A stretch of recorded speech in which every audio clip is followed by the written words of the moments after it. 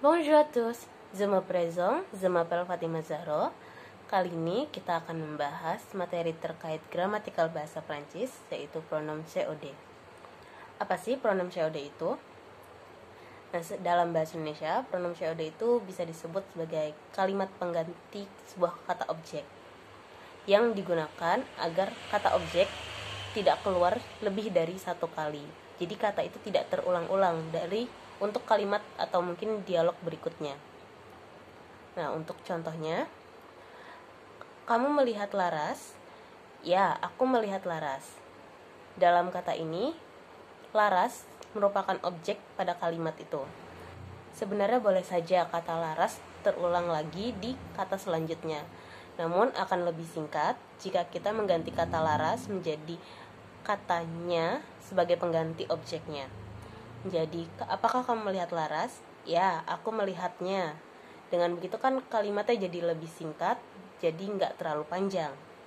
Nah, dalam bahasa Perancis, komplement objek seperti ini terbagi menjadi dua, komplement objek direct dan komplement d'object indirect. Komplement objek direct itu adalah kata ganti objek secara langsung. Nah, untuk tabel penggantian katanya seperti ini, dimana untuk setiap sujet atau subjek seperti je atau saya, tu untuk kamu, il untuk dia, baik perempuan untuk perempuan dan laki-laki, nu untuk kamu, nu untuk kalian, vous untuk anda, dan il untuk mereka, laki-laki dan perempuan. Itu memiliki penggantinya masing-masing. Kalau ze itu ada me, tu ada te, il diganti le, l diganti la, nu diganti tetap nu, vous juga tetap vous, il diganti le, dan l jamak diganti juga le. Dalam penyusunan kalimat COD ini, untuk yang awal tetap sama, ada sujet atau subjeknya, bisa ze, tu, il, dan lainnya, lalu verb atau kata kerja, kemudian objeknya. Boleh ditambahkan pelengkap jika mau. Lalu kemudian jika kata dasar ini diubah menjadi kalimat COD dalam bentuk positif, itu menjadi sujet, kemudian objek, baru verb. Jadi posisi verb dan objek tergantikan. Yang tadinya objek di urutan ketiga jadi urutan kedua, dan verb yang di urutan kedua jadi urutan ketiga. Nah, untuk kalimat negasionnya atau kalimat negatifnya, awalnya tetap diikuti dengan sujet, kemudian diikuti dengan kata ne, lalu kemudian objek, lalu verb, dan kata di akhirnya ada tulisan pa. Seperti contoh ini, vous regardez le film? Apakah kamu menonton film? Jika jawabannya positif, maka jawabannya oui, je le regarde. Aku melihatnya. Atau jika negation atau negatif kalimatnya, jawaban tinggal non, je ne le regarde pas. Saya tidak melihat film, saya tidak melihatnya. Jadi kata le film yang sebagai objek pada kalimat sebelumnya itu berubah menjadi kata le. Kenapa le? Karena film itu dalam bahasa Prancis maskulang atau laki-laki. Jadi dalam tabel ini kita menyamakannya dengan sujet il, yaitu laki-laki tunggal atau dia tunggal yang laki-laki.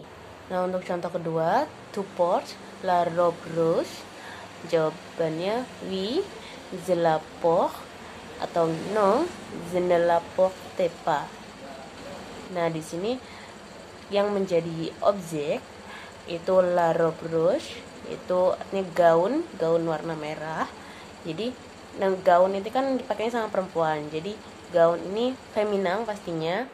Jadi kalau misalkan di sujet dia jadinya L. Nah, untuk diubah jadi objek direct jadinya dia jadi la. Selanjutnya, tu aimes la fleur. Nah, meskipun di sini fleur itu feminan sama seperti robe tadi, dia tetap la, tapi kalimat selanjutnya berubah jadi oui je l'aime atau non je ne l'aime pas. Nah, di sini ada perubahan karena kata m yang berarti suka itu diawali dengan huruf vokal.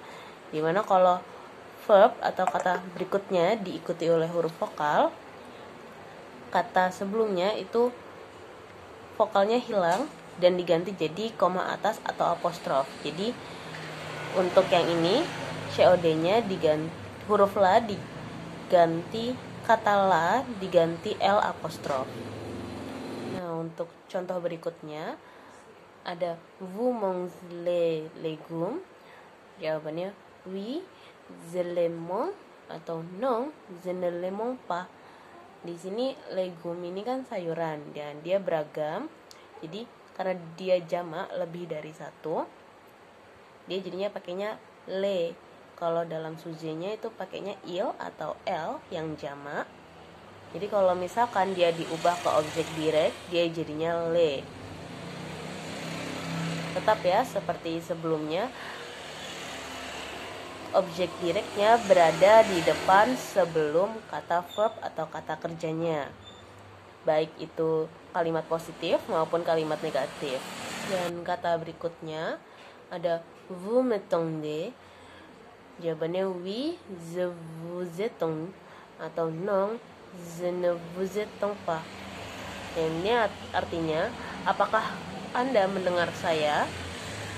Nah, di sini kenapa jadinya m'attendez? Kenapa m-nya nggak jadi me? Ya seperti tadi, yang tadi kalimat sebelumnya yang m, kata attendez ini berawal huruf e, huruf vokal, huruf hidup. Jadi m-nya pun harus ada koma atasnya, nggak bisa jadi m-e. Jadi harus m apostrof. Lalu jawabannya kenapa vous, kenapa nggak te? Karena yang bertanya itu vous. Ini artinya yang bertanya lebih tua daripada yang menjawab. Jadi jawabannya je vous, bukan je te. Lalu kata berikutnya ada tu me détestes. Jawabannya non, je ne te déteste pas. Nah, kenapa non? Ya, masing-masing saja. Ini hanya sebagai contohnya. Nah, intinya untuk kalimat COD ini, yang penting kita menghafal, kita yang penting tahu tentang kalimat kata-kata penggantinya yang ada di tabel ini.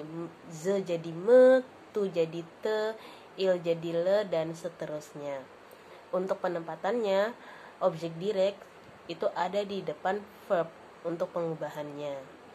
Nah, mungkin untuk materinya cukup sampai sini. Untuk berikutnya, silahkan buat kalian yang sudah memahami materi-materi tadi, bisa dicoba untuk mengerjakan eksersis berikut ini. Ingat ya, sesuai dengan tabel yang tadi dan kalimat objek directnya berada di depan kata verb. Sekian, merci beaucoup, au revoir.